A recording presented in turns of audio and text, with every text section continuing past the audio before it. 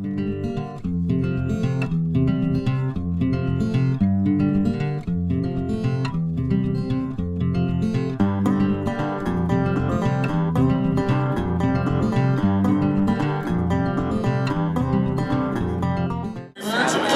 appreciate you being here. Is your microphone working? We'll check it out. How about yours, Drew? You working? You're working. Try it again, Berg. I think we might have to move it up a little bit. Maybe turn him up just a little bit there, Dave.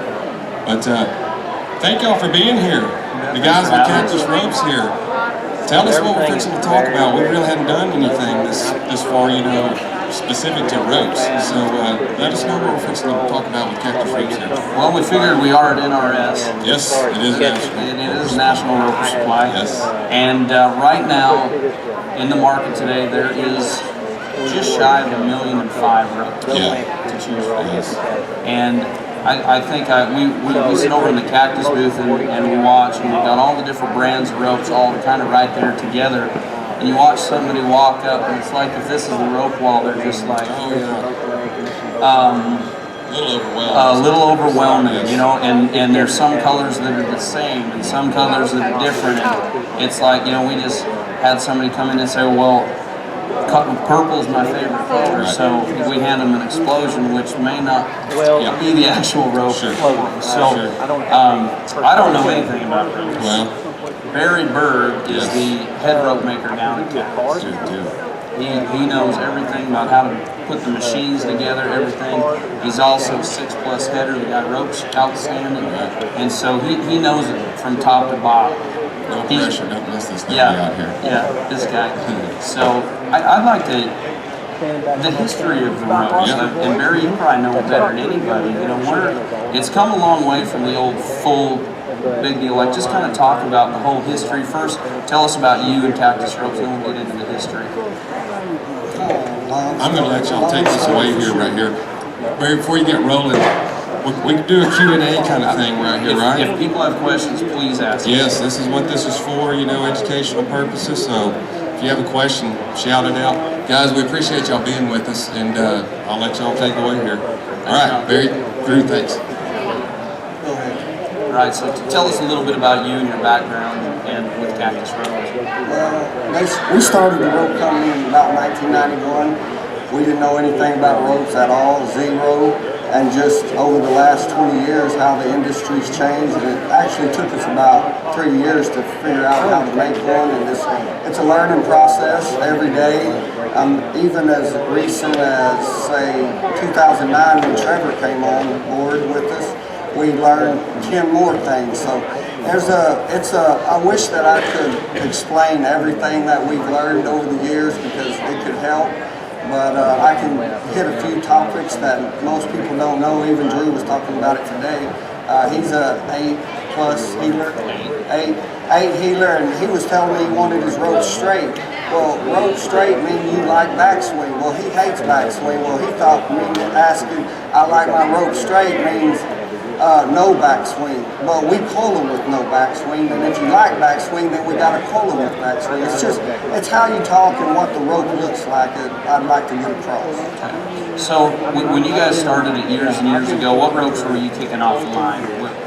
Oh, we had one rope called the Bad Boy. It was a 3-strand, 100% nylon. And we thought, you know, we're in South Texas where it's hot. That's where you want to use 100% nylon. Not that we knew that then, but that's how I can explain it now. And we made that rope for 2 or 3 years. One rope, that's it. Yeah, one rope. And then from there we went to the Omega, and there was a poly blend rope, which you need to use in the winter when the weather's cooler. We promote poly blends, you know, not that 100% nylons don't work anymore, but what poly does is it adds weight whenever cold weather takes weight out. It doesn't have a memory, but it has a dead weight that'll help you have a better bundle of strand, say. Okay. When you talk about memory in a rope, like what are you talking about right there? I'm going to just kind of grab stuff that you're saying, because people hear that. What is memory? Is this memory? I mean, what is? Memory is why ropes are made out of mostly nylon. It has elasticity. That elasticity is what gives it memory. Like at Cactus, we coil all head ropes in the winter to point at 3 o'clock. If you have a clock on the ground, 12 o'clock away, 6 at the feet, we got 3 o'clock. 3 o'clock is 100% kick. It will not backswing. You got to manage it. I mean, if you go to the North Pole and leave it in your trailer, it's going to come to here overnight and backswing. But if you manage it at all, it won't backswing because we put a memory into the nylon. And you do that when do you do the memory? Is it at the time of coiling? At the time of coiling. When a coiler coils a rope, he's basically dictating how that rope will feel anywhere in the United States. If you're in our factory, every rope is perfect because we coil them based on, you know, the time of year. Ropes are so susceptible to weather because the nylon has memory. Okay. So why don't show us how you coil a rope in the factory? It's no, not gonna do it. Okay, won't do it. All right. I'm not a coiler. Okay. at least you're on it. You were telling me earlier that if the guy, we were over here at the booth and he was coiling up. He says, "Don't." I had a little camera. He said, "Don't put that on camera because my coiler's doing it wrong." But it's backwards than what a guy does. Like they start off and coil them backwards, and that's where they get that memory on where that's laying. So there's your 3 o'clock right there. I hope everybody kind of understands what he's talking about is where that rope comes out, where the Honda's pointing basically, right? If I'm standing here and this is noon and behind me is 6, and that's pointing right over there at 3 o'clock. Now, how does that change throughout the year? Like this is basically, at Cactus Ropes, we coil the first coil. Some rope companies coil the second coil or what. We put the pressure on our eye. What temperature does, when it goes up, your rope wants to go there, and like that. So in the summer when it's hot, we might coil at 5 o'clock. You might coil back down this way. Yeah, because we know what temperature is going to make the rope move out. Make it turn around like this. Right, and what cold weather does, it makes it move in. So you got to start right here. You kidding me right now? How long have you been friends? Yeah. 10 years? I had no idea. Well, I could always tell if he was going to rope good if I broke his rope in. It's the truth. It's the truth. So, okay, so the hotter it gets, more goes like this. Okay, now this is the question. That's all great and everything. Practical application, when I'm swinging my rope, what does this do for me versus what does this do for me? Well, this right here is only a select few of the ropers in the world wanting to kick under. And they're usually your number 10 heelers. Hardly any header ever wants a rope to backswing. Although there's probably 50 men in the whole world that want their heel rope to backswing. And I can't really explain, I'm sure. Well, Dru can, even I bet Chris could. But what a header wants to do is you want it to kick out on the bottom, especially in the winter. You want your rope here because it'll actually help you keep it open. Does it help you swing it, Barry? Does it help you roll it over? Is that what it's doing? Yes, basically yes. Well, if you rope a backswing, I wish I had one here, and like it won't try to stay open. It'll try to figure 8 with the bottom.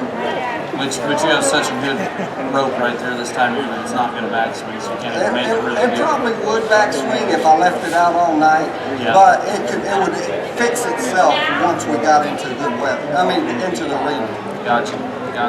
Well, that's. I'm not kidding. I had no idea. I thought I knew until right now and realized I learned that I don't know very much at all this week.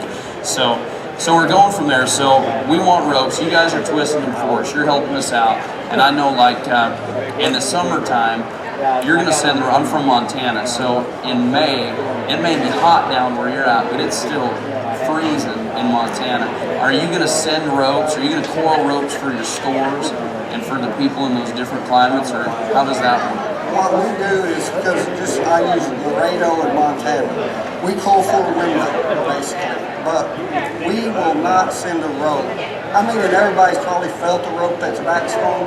We don't send a rope that'll swing perfect in Laredo to Montana. We might send one to Laredo that you'll have to manage a little bit more because we'll coil it where it won't backswing in Montana. Gotcha. So, but it will have a lot of pressure on the eye in Laredo. So. But for the most part, if you manage your rope, if it's a hot day, say above 80 or 90 and you're roping, you can feel, See, what temperature does is make the nylon stretch a little bit further than it should. So once you feel that stretch, pull your rope up, let it rest a while. I know it sounds silly, but you shouldn't go to a roping when the temperature's up with one rope, because at any given time you get a dragger, your heeler cuts a corner on you, and you got to pull him and the steer. Well, what your rope did was, instead of stretching 2 inches or 3, whatever it is, or 1 inch, it would go further. And at that point, your rope is susceptible to being ruined, basically. Not ruined, but not perfect. If you pull it up, let it rest, it'll fight its way back to where it's as good as when you started. But if you put another run on it, when it had already stretched a tick too far, it will never rebound. And that's when you say, hey, my rope ruined. I said, it feels raggy.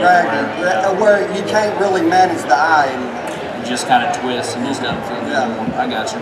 Okay, so now going back to the whole walking into a rope wall where you have umpteen thousand ropes to choose from. You've got every color, every size. They've got different color tags on them. They've got everything. Why do we need so many ropes? I mean, why is that? Why isn't there just 1 or 2 ropes, a 4-strand and a 3-strand, and we call it good? Well, you could probably get by with 1 or 2 ropes, which I would say you definitely need 100% nylon. That's for a day above 90. You have to. Okay. You have to have a rope that, like, if you have 100% nylon here and the temperature comes down, what nylon does with that memory, it gets a tick bouncy. Like, if you don't actually throw a perfect heel rope, you might get a bounce at the wrong time. What poly does in the cool weather is it gives it a dead bottom, because poly doesn't have memory or stretch. What it represents is body and just let's see, opposite of bounce, say. And just like death. Yeah, basically. Okay. And but once you get to there, if you have those 2 ropes, you run some steers in with little horns. You can't rope little horns. You can, but you really need a little rope to rope little horns. When your rope is trying to close and it's fat and the horns are little, about the time it gets to the end, it can come off. That's where wave offs come. It's just too much body to go through the eye when you're trying to stop it on little horns. So I'm going to take what you're saying right there, kind of one step, and make it a little maybe easier to understand. Is like, I had Cleo and Caesar in here the other day, and they were talking about, you make their ropes special in fulls, and they're big around and they're heavy. Cleo's using the Amigo, the orange rope, but it's special, it's big around, it's heavy. Well, Trevor's probably not going to back in and head with that rope for what you just said. It's going to be too big around. It's going to want, even at an extra soft or super soft, it's so big and has so much body, it's going to want to stay open instead of close around the horn. It's kind of what you're getting at. Okay, gotcha. Okay, so now let's just start from the bottom and work to the top. That is one of the smallest ropes we make at Cactus, correct? Right. It's just call it. It's a 15.5. 15.5, and it is 20% poly. 20% poly. The rest nylon. So shock and on. Your rope of choice. Why is it your rope of choice? Well, I used a mini mag forever. I was a 3-string guy because the crowns. To me, what the crowns represent, the taller the crown is more identifiable the tip is. What's the crown? What does a crown do? Everybody knows when you swing a rope, you can feel the roughness. That's the crowns. What I always used a mini mag or a 3-strand our whole life. That's what we had. So when you swing a 3-strand, you have just enough bend in it to where the tip is what's identifiable when you're swinging. So I never could use a 4-strand. Once the industry brought 4 strands in, the crowns, of course, once you have 4 crowns, the crowns are littler. So when I'd swing it, I couldn't really, and I'm a total tip roper, so when I'd swing it, it just didn't have enough bend. It had so much body, not like hula hoop, but not long oval, say like a 3-strand. So I just rocked along there. All we were selling at Cactus was 4-strand. I'm one of the last 3-strand users. But then when we building 4 strands using the 3-strand. Right. But whenever what I could do with the mini mag is I could throw and pull, because the body of it is less and it can come through the eye better. So when we designed the shock and all, basically with Ty Blassingame as our model, and he wanted a small. Because you rope just like Oh last yeah, year. me and Ty about the same. Yeah, you rope about the same place. Yeah. But what I could do with this that I couldn't do with the This is our comparison of you and Ty right now. Yeah, maybe this. Yeah, that's about it. Yeah. But you can, with the shock and awe, it has enough crown to where you can feel the tip and actually throw and pull. So that's when I went to the shock and awe. And then basically at Cactus, our ropes are you got 4 strands with cord, a competitor, and then you got our 4 strand, then you got a 3 strand. So we're kind of in the middle there with a little crown but 4 strands. Okay, so I'm going back and kind of talking about, because this is one thing that people get body and stiffness, lay. Your lay is the stiffness of your rope, fancy way of saying it. But body and lay every once in a while can get kind of confusing. Because if I have a rope, this is super soft, but it's got body, meaning it's even though I'm holding it up right there, it's wanting to stay open. This is like a question. No, you're doing good. Now, just tell me if I'm being an idiot. So now with like maybe a mini mag or a 3 strand, if I do that same thing, it's probably going to close up. More than likely, it's going to close up. So just having that 4th strand in there, it's almost a little bit of common sense. If you had 1 strand, it'd be hanging out of my hand like that. 2 strand would be a little bit more. 3 strand a little more, and 4 strands keeps it where when I'm holding it in my hand, it doesn't just break around my index finger and my pinky. And what you're talking about when you talk about your tip and your long oval is when you're swinging your rope, getting it that versus that. Right, exactly. Okay, gotcha. All right, so we move up from the shock and all. That's the smallest. Who would you say? I mean, even though it's Ty Blasingame, known for his reaching, known for throwing as far as anybody, is that rope also good for anybody else, like the shock and all? Who would you say would be your clientele if you had to generalize to put a shock and awe in somebody's hand? Well, I say it's a small rope, but what I sell it by is I say it's the friendliest. And when I say friendliest, it means it waves off the least. Because it's got less almost body. wave off proof. Underline the almost. Proof, okay. Right. Okay. Whereas if I'm going to wave a rope off, it's going to be one that's a little bit stiff. Or it has more body than I need a rope that will go long oval, and sometimes you just get a tick too much body in the rope, which some ropers like. But me personally, I think whether if you're a beginner or you're a kid, if you're young, this rope is little and it'll try to stay on the horns more than say one with a lot of body. Gotcha. So we go from the shock and awe. Then what do we step up to after the shock and awe? Well, at Cactus, what we try to do is we always try to make a rope that would, that you could use it, and that's what people always say, why don't y'all promote that? Well, when we promote that you should use this rope in the winter and this rope in the summer, that's like saying the one you say you should use in the winter isn't good in the summer.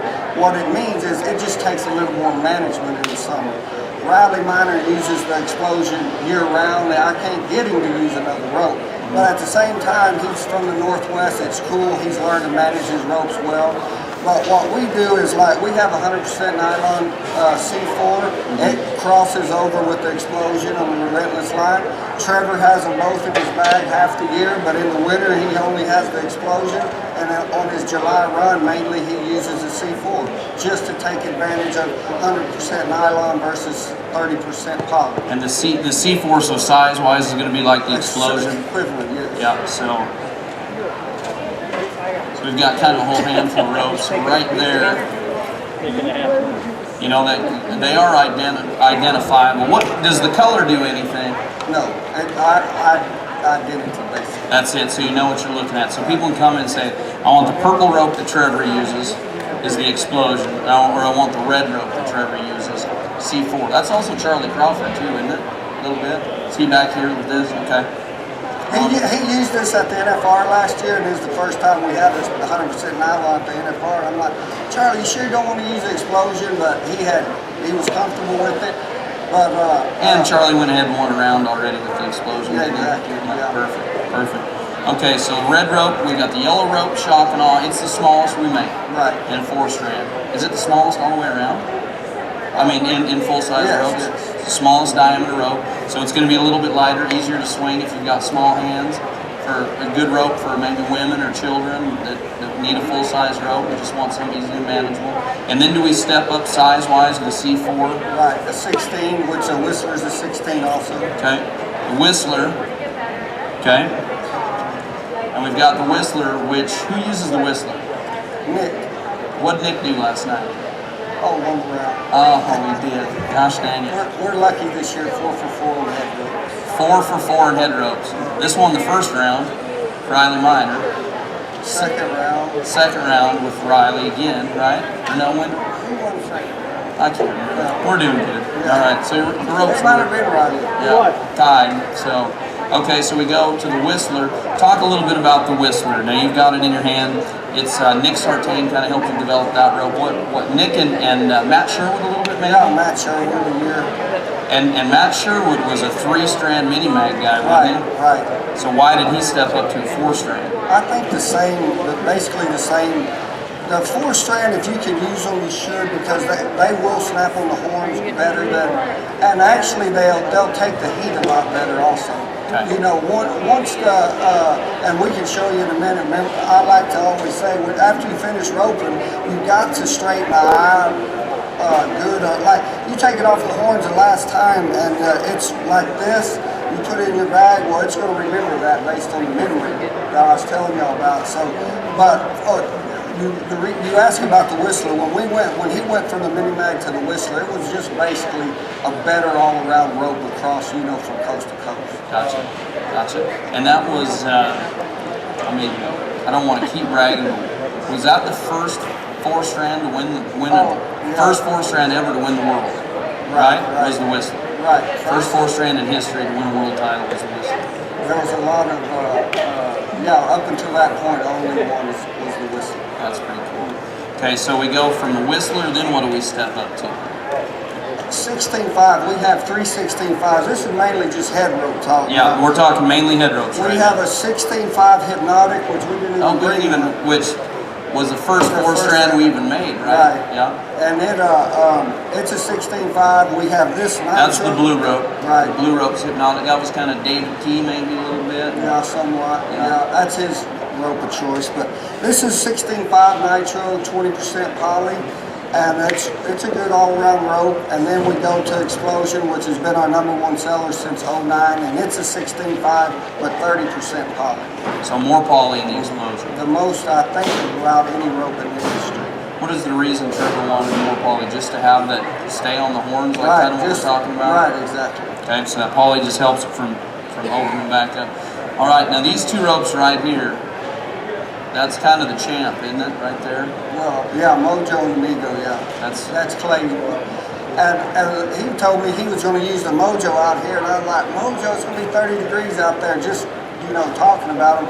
He's so much about feel that... Talking about Clay O'Brien Cooper, right, and I would be the last person in the world to tell Clay O'Brien Cooper he should use a different rope. But as you've seen so far, he's been using the Amigo, which that's what I would suggest out here for a healer, just because of the poly. Well, that's good. That's good. So talk about those two. They're a little bit bigger, a little bit heavier rope. Is that kind of what they're? So on the head and side, same deal, a little heavier, a little bit around. Right. What we call them are 18s. We have 3 18s. 2 are 100% nylon. The Mojo and Hypnotic are 18s, and then we have this poly blend Amigo, and it's 20% poly. And that's kind of Jake Long, Clayo, using that. Now on the heeling side. Let's get back. We've been talking mainly about the head ropes. Now let's jump to the heeling side. So the guys like Clayo, like when Caesar was in here, like Jake, these headers want these smaller ropes that really get on there and snap around the horns, but it seems like the guys heeling want something totally opposite of that. Is that correct? I always tiptoe when it's talking about heeling because I'm not the greatest, but you need to use the biggest rope you can that you can get enough tip speed in order to get in front of the feet, basically, to where when you're swinging it, you got to have enough rope speed in order to get in front of the feet. Some people can't do it with the 18. Because they're a little too bigger and heavier? Right, Yeah. and so you would need to step down to a 17.5. It doesn't sound like much, but it's a lot whenever you're talking about weight and body. Gotcha, gotcha. Well, I tell you what, we'd like to open it up. If there's any of you guys here that are roping down at the World Series or just roping the backyards, or if there's anybody here that has any questions about ropes at all, anybody at all, you know, what you should use, why you should use it. If you don't, if you're scared, mic shy or whatever, let us know. Is there any questions at all about any of the ropes any of you guys are using? If not, you guys can always come and find us down on the rope wall. And Barry, when are you roping down at the World Series? Tomorrow, 10:45, and Thursday, 4:45 or something. Who are you roping with? Dustin Noblet and Humphrey Cockrell. Humphrey Cockrell. All right. Well, good luck down there. Once again, guys, if you have any questions, come over to the rope wall at Cactus booth, and we will get you set up. Barry Berg, rope maker extraordinaire. We sure appreciate your time, man. Thank you. Thanks, everybody. Have a great week down here at the NFR.